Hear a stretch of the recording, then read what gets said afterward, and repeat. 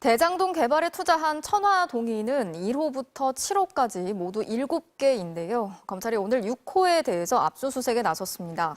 6호의 실소유주는 10년 전 부산저축은행 불법 대출 혐의로 수사를 받았는데 당시 사건을 맡았던 변호사가 박영수 전 특별검사였습니다.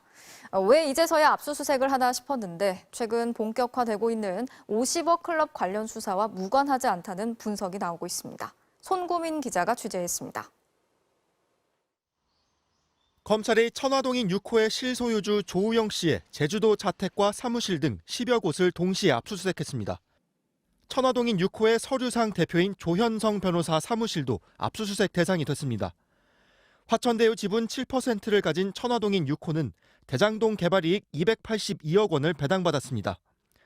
검찰은 실소유주인 조우영 씨가 서류상 대표인 조 변호사 뒤에 숨어 범죄 수익을 챙긴 것으로 보고 있습니다. 조우영 씨가 김만배 씨와 남욱 변호사 등 대장동 일당의 개발 비리 공범이라는 겁니다. 조우영 씨는 실제로 대장동 사업 초기부터 자금 조달책으로 활동했습니다. 지난 2009년 부산저축은행이 1,115억 원을 대장동 개발에 불법으로 대출할 수 있게 알선하기도 했습니다.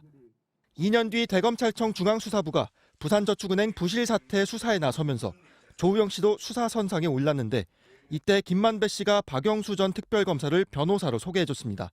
당시 중수 이과장인 윤석열 대통령이 주임 검사였는데 특수부 선배 출신인 박영수 변호사를 연결해준 겁니다. 재작년 검찰 조사에서 남욱 변호사는 사시나무처럼 떨던 조우영 씨에게 김만배 씨가 조사실 가서 커피 한 잔 마시고 오면 된다고 했다고 진술했습니다. 검찰 관계자는 숨긴 범죄 수익을 찾기 위한 압수수색이라면서도 박영수 전 특검 등 로비 의혹으로 이어질 수 있다고 설명했습니다. 지난달 30일 박 전 특검 자택을 압수수색하며 50억 클럽 수사를 본격화한 검찰은 이튿날 박 전 특검의 다른 사무실도 확인해 추가로 압수수색했습니다. MBC 뉴스 송구민입니다.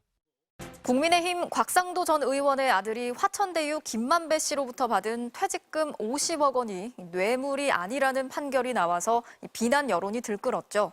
야당은 50억 클럽 특검을 주장했고 결국 국민의힘도 특검 법안을 상정하는 데 동의를 했습니다. 다만 이런 조건을 달았는데요.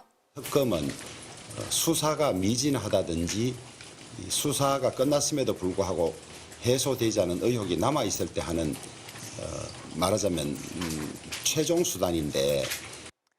이 말 때문이었을까요? 곽상도 전 의원만 기소하고 1년이 지나도록 별 움직임이 없었던 검찰이 오늘 갑자기 50억 클럽 중에 한 명으로 거론된 박영수 전 특별검사를 겨냥해서 압수수색에 나섰습니다. 한동훈 법무장관은 특검이 진실규명에 방해가 될 거라는 주장도 폈습니다. 정상빈 기자가 전해드리겠습니다. 검찰 수사관들이 박영수 전 특별검사의 자택에 들이닥쳤습니다. 지난 2016년 국정농단 특검 당시 특검보로 박 전 특검을 보좌했던 양재식 변호사의 사무실에도 찾아왔습니다. 또 우리은행 본점과 성남금융센터 등 일부 지점에서도 부동산 PF 대출 자료 등을 확보했습니다. 50억 클럽 당사자 압수수색은 곽상도 전 의원 이후 처음입니다. 검찰은 2014년 우리은행 이사회 의장이던 박 전 특검이 대장동 일당의 청탁을 들어주고 거액을 약속받았다는 진술을 확보했습니다. 컨소시엄 구성과 대출을 돕고 50억 원이 아닌 200억 원에 달하는 지분 등 대가를 약속받았다는 진술이 나온 것으로 알려졌습니다. 검찰은 양재식 변호사는 당시 청탁과 대가 약속 등을 전달한 공범으로 보고 있습니다. 정영학 녹취록에는 지난 2014년 11월 일당들이 컨소시엄 구성에 대해 얘기하면서 진정한 신의 한 수는 양 변호사다. 최고의 수라고 말하는 대목도 나옵니다. 공교롭게도 국회 법제사법위원회가 50억 클럽 특별검사법 논의를 시작한 날 검찰이 50억 클럽 강제 수사에 나선 셈입니다. 법사위에 출석한 한동훈 장관은 특검보다 검찰 수사가 먼저라는 입장을 밝혔습니다. 결과적으로 진실규명에 방해가 될 거다. 특검이라는 것은 수사 능력이 부족하거나 의지가 부족하거나 인력이 부족하거나 하는 경우에 보충적으로 해야 하는 경우죠. 50억 클럽 수사가 본격화되는 건 곽상도 전 의원 기소 뒤 1년 한 달 만입니다. 정치권의 특검 추진 명분을 약하게 하려고 일정에 맞춰 압수수색했는지에 대해 검찰 관계자는 영장을 청구해 법원이 발부해야 하기 때문에 불가능하다고 선을 그었습니다. 박 전 특검은 허구의 사실로 압수수색을 당해 참담하다며 의혹을 전면 부인했습니다. MBC 뉴스 정상빈입니다. 곽상도 전 의원에 대한 1심 무죄 판결에 대해 정치권에서도 비판이 쏟아졌습니다. 상식에 어긋나는 판결이다. 애당초 검찰 수사가 부실했던 거 아니냐는 비판인데 여론도 들끓고 있습니다. 박윤수 기자의 보도입니다.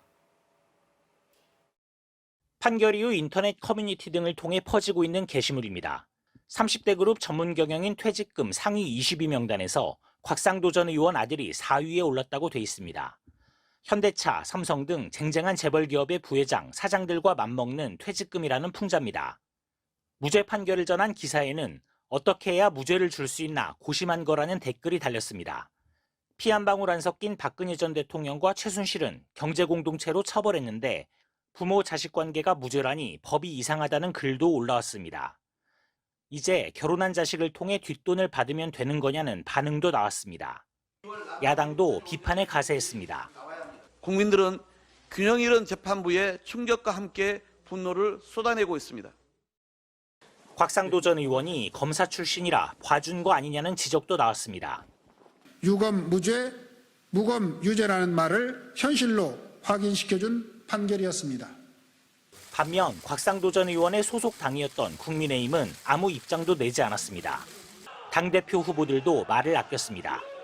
판결은 그 판결 자체로서 존중해야 되는 것이라고 봅니다만 제가 일일이 그 내용 판결을 다 들여다보지는 못해서 판결에 대해서는 저는 철저히 존중하고 있는 상태입니다. 물론 그러나 국민 정서상 정의당은 사법부는 신뢰를 잃었고 검찰은 무능함이 확인됐다며 이런 일이야말로 특검이 필요하다고 주장했습니다. MBC 뉴스 박윤수입니다.